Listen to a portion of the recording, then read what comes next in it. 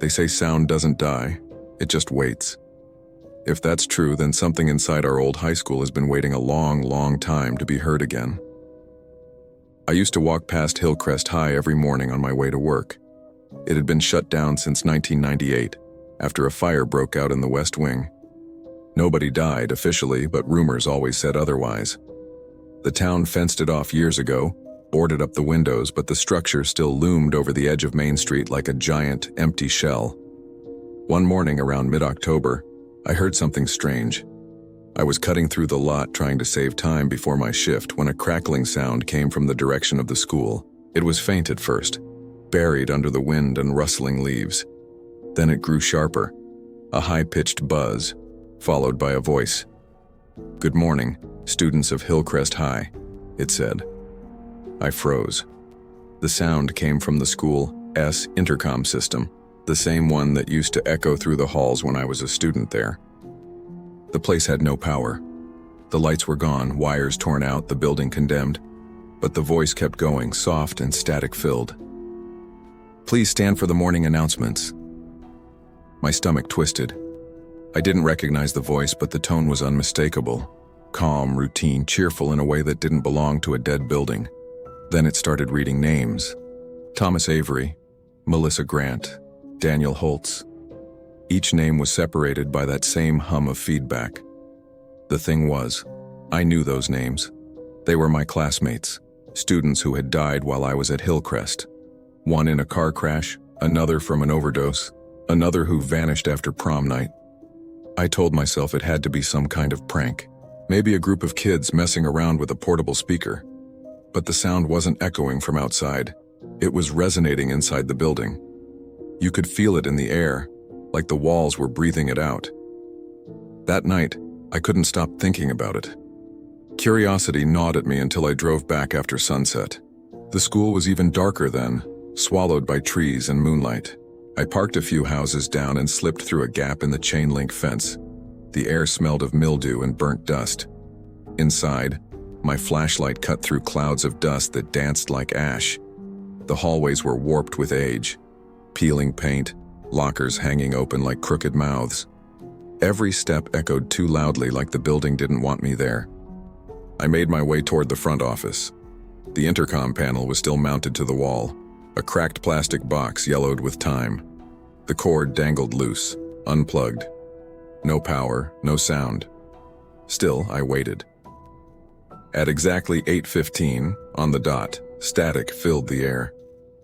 "Good morning, students," the voice said again, louder this time, as if the speaker was right above me. The lights flickered, even though the power had been cut for years. I swear I could feel the hum of electricity under my feet, faint but alive. Then came the names again, different ones this time. Eric Dalton, Jenna Reyes, Colin Brooks.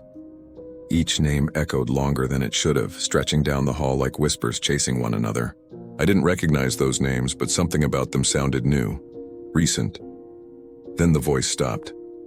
The static hissed for a moment before it said, "Have a wonderful day." And everything went silent. I left in a hurry, heart hammering so hard it drowned out my footsteps. But when I got home, I couldn't shake the thought that those names might not be random. I spent the next morning scrolling through local news archives. My hands went cold when I found them. 3 people, those exact names, had died in the last 2 weeks. None of them had any connection to Hillcrest. One in a house fire, one in a highway accident, one found dead in their car with no explanation. It didn't make sense, but I kept going back. Every morning, the same static came at 8:15 sharp. Each day, new names, always real, always recent. I started recording them on my phone, comparing them to obituaries. Every single one matched. On the 7th day, I noticed something else. The announcements were starting earlier, 8:14, then 8:13, like it was counting down to something. That's when I called the police. They investigated, of course, but by the time they arrived, there was nothing. No sound, no power source, no trace of tampering. They told me to stay away from the property. I tried. For 2 nights I did. Then last Friday I woke up at 8:12 a.m. to the sound of static inside my house. The voice came from my phone, which was sitting on the nightstand. The screen was dark, no app open, No call in progress. "Good morning, students of Hillcrest High," it said. My phone began listing names again. This time, names I didn't recognize, until the very last one. Michael Turner. That's my name. I dropped the phone. It hit the floor, the speaker still crackling. Then the voice said something new, something it had never said before. "Report to homeroom." Then silence. That was 3 days ago. I haven't slept since. My lights flicker every morning at 8:15. The static comes through my walls now. TVs, radios, even the hum of my refrigerator. It's faint, but it's there. I don't know what's waiting at Hillcrest, but whatever it is, it knows me. Tomorrow's Monday, and I think I'm supposed to go back to school. There's something about silence that feels heavier inside old schools, like the walls remember every sound that has ever echoed through them. That night, when the silence broke, it didn't sound like time moving forward. It sounded like it was rewinding. It started as a dare. There were 4 of us, me, my cousin Tyler, and 2 of his friends, Mia and Josh. Hillview Middle had been closed for nearly 15 years, after a burst pipe flooded half the building and black mold spread everywhere. The town said it was condemned, but people still broke in sometimes, kids, mostly, looking for ghost stories to tell. We picked a Saturday night in February. It was below freezing and the air had that still, sharp quiet that makes even your breath sound too loud. We crawled through a broken window near the back gym, our phone flashlights cutting across warped floors and rusted lockers. The place smelled like wet plaster and rot. Every step crunched on old ceiling tiles and paper. "Room 212's the haunted one," Tyler said as we moved down the main hall. "That's where the teacher went crazy." I rolled my eyes, but I'd heard the story before. The rumor was that a teacher named Mrs. Heller had locked her entire class inside during a fire drill in 1987. She kept teaching while smoke filled the hall, reading from her lesson plan until she passed out. No one really knew what happened to her after that, just that the room had been sealed off ever since. We wandered past rows of classrooms, graffiti scrawled over the doors, desks overturned and scattered. My light flickered across faded posters, periodic tables, motivational quotes, the kind of cheerful nonsense meant to hide decay. By the time we reached the second floor, the cold had seeped through my jacket. Our flashlights glinted off lockers with rusted padlocks and cracked tile floors warped from years of water damage. When we turned the corner into the old science wing, the smell hit us first, something sour like mold and copper. The plaque beside the last door read, "Room 2113. Tyler grinned. "There it is." The door was half splintered, and a faded "Do Not Enter" sign hung crookedly across it. I expected the room to be pitch dark, but when I shone my light through the broken glass in the door, I froze. The desks were still perfectly arranged in neat rows, not overturned, not covered in debris, just waiting. "Dude, that's not right," Mia whispered. "The rest of the school's trashed." Tyler shrugged and pushed the door open with his sleeve. It creaked like it hadn't been moved in years. We stepped inside, our lights bouncing off walls lined with peeling paint and black water stains. The air was thick, dust floating through beams of light like smoke. I counted at least 20 desks, all positioned toward a chalkboard that still had faint writing on it. "Quiz on Monday." And then from somewhere above us, the ceiling speaker crackled. It was faint at first, a static pop, followed by a sound like old fabric rubbing together. Then a woman's voice, soft, calm, measured. "Good morning, class," it said. Mia let out a nervous laugh. "You hear that?" But no one answered. The air felt different, denser, almost electric. "Let's begin with attendance," the voice continued. There was a pause, and then we heard it, the sound of a chair scraping across the floor.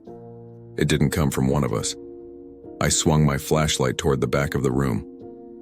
Every desk was empty. But another scrape followed. Then another, slow, staggered, like someone was standing up row by row. "Ben Carlson," the voice said. "Here," whispered something from the darkness. It was quiet, but it was real. a breathy, trembling whisper that didn't sound human. The next name came. Lisa Graham. Here. One by one, the roll continued. Every name got a whispered answer, the sound bouncing around the room soft as exhaled air. The beam of my flashlight shook in my hand. Tyler whispered, "This is some kind of recording, right?" But his voice was thin, uncertain. When the teacher finally said, "Josh Miller," my stomach dropped. That was the name of the friend standing right next to me. Josh took a step back, shaking his head. "That's not funny," he said, but his voice cracked. "Here," something whispered again. This time it came from his desk. We all stumbled backward. My light swept across the front of the room, and that's when I saw the chalk move. No hand, no sound, just slow, deliberate writing across the blackboard. Letters forming words like someone was dragging invisible fingers through dust. "Take your seats." Mia bolted for the door, but it slammed shut before she reached it. The sound was deafening, echoing through the hall outside. Tyler yanked on the handle. It wouldn't budge.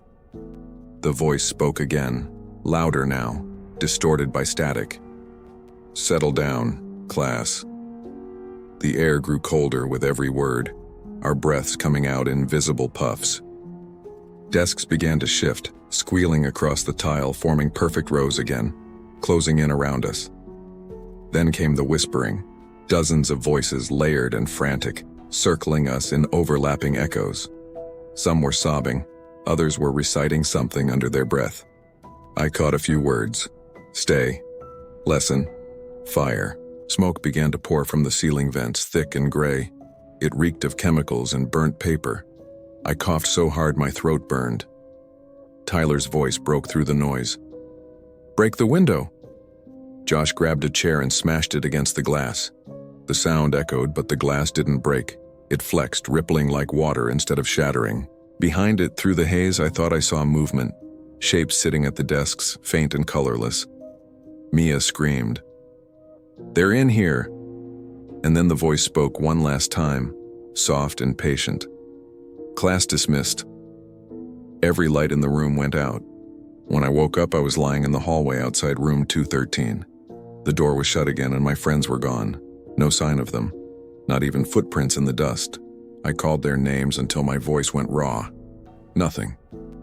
When the police came later, they found no trace of the others. They said the floor must have collapsed and I hit my head, that I imagined the rest. But I saw what I saw. I still hear their voices. Every night at 8:15, faint through my phone speaker, answering roll call one by one. And sometimes, I hear my own name too. Some objects don't age, they just wait. The yearbook we found in that office felt like it had been waiting for us. It happened during a volunteer cleanup at my old high school before it was torn down. The place had been closed for years after a roof collapse made it unsafe. But the school district wanted locals to help recover old records and equipment before demolition. I signed up out of nostalgia, I guess. Hillridge High was where I spent 4 years of my life. It didn't feel haunted, just forgotten. There were 4 of us that day, me, my friend Lila, and 2 guys from town we barely knew. The halls were a maze of dust and stale air. Lockers hung open like crooked jaws, and the faint smell of mildew clung to everything. We set up in the main office, stacking boxes, sorting through brittle papers, old report cards, dusty trophies. The principal's office was still mostly intact.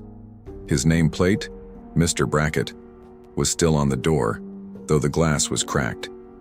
The lights didn't work, so I used my phone's flashlight, the beam cutting across shelves of binders and photo albums. That's when I found it. An old yearbook, thick and bound in cracked blue leather. "Class of 1989, I read aloud. Lila looked up from a stack of attendance slips. "That's the year of the fire, right?" She was right. In '89, there'd been a small fire in the gym during a pep rally. The story went that no one died, but the school was closed for repairs for almost a year afterward. I set the book on the desk and opened it carefully. The pages were brittle, yellowed, and the smell of old paper was strong enough to sting my nose. But it wasn't the age that made my stomach drop. It was the pictures. Every student's photo, hundreds of them, had been violently scratched out. Not just crossed over with pen or marker, but gouged. Deep slashes where faces used to be, like someone had dragged something sharp through each one again and again. Except one. A single face remained untouched. A boy, maybe 17. Pale, dark hair, thin-lipped smile that didn't reach his eyes. No name beneath the picture, just a blank space where it should have been. Someone had issues, Lila murmured, flipping through the rest. Every page was the same, only that one face intact. We all laughed it off, made a few dark jokes, and left it on the desk.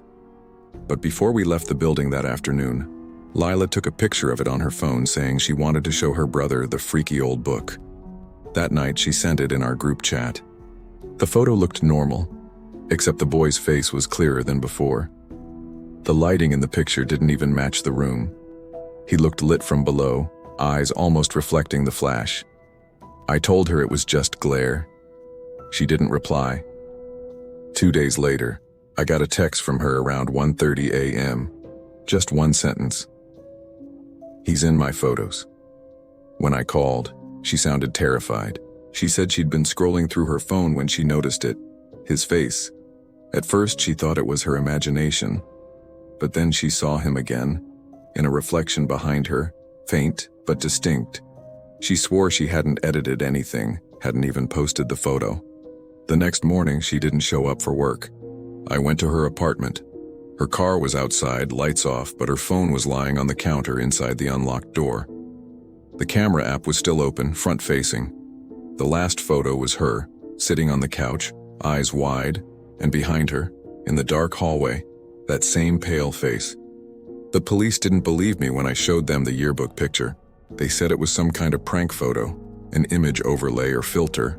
But when they went to collect it from the school, it wasn't there. The principal's desk was empty.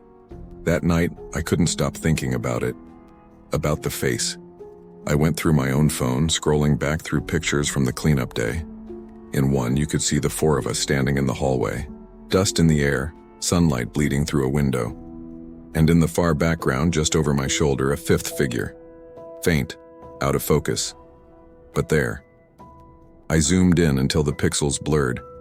His eyes were looking right at the camera. I didn't sleep. Over the next week, the other two volunteers stopped responding to messages. One moved out of town. The other's number just stopped working, and then the photos started changing. Old pictures on my phone, family gatherings, nights out, random selfies, had faint distortions now. A shape in mirrors, a shadow near the edge of the frame. Every time I looked closer, it became clearer. Him. Always the same expression. Always the same distance behind me, like he was getting closer a few inches at a time. I tried deleting them all. It didn't help. New ones appeared in my gallery, photos I didn't take. My own apartment, empty rooms, the view from my kitchen window, all with that faint silhouette somewhere inside. I smashed my phone, threw it out, bought a new one. The first photo I took with it was of my front door, just to test the camera. But when I opened it, the app froze for a second, then glitched. For a single frame, I saw his face. I decided to go back to the school, to where it started. Maybe I thought if I returned the book, it would stop. I don't know. The building was fenced off by then, slated for demolition. I climbed through anyway. The halls were colder than before, my flashlight beam trembling over torn posters and cracked tiles. When I reached the principal's office, the smell of smoke and dust was stronger than I remembered. The desk was still there, but something new sat on top of it. A camera, and next to it, a yearbook. Not the blue one we'd found. This one was newer. Its cover was blank. My hands shook as I opened it. Every page was empty except for the last one. There was a photo pasted there, freshly printed, glossy. It was me. My face, my clothes, exactly as I was right then. Underneath, in black ink, a single caption. Class of 2024. I heard the faint click of a camera shutter behind me, and then everything went dark.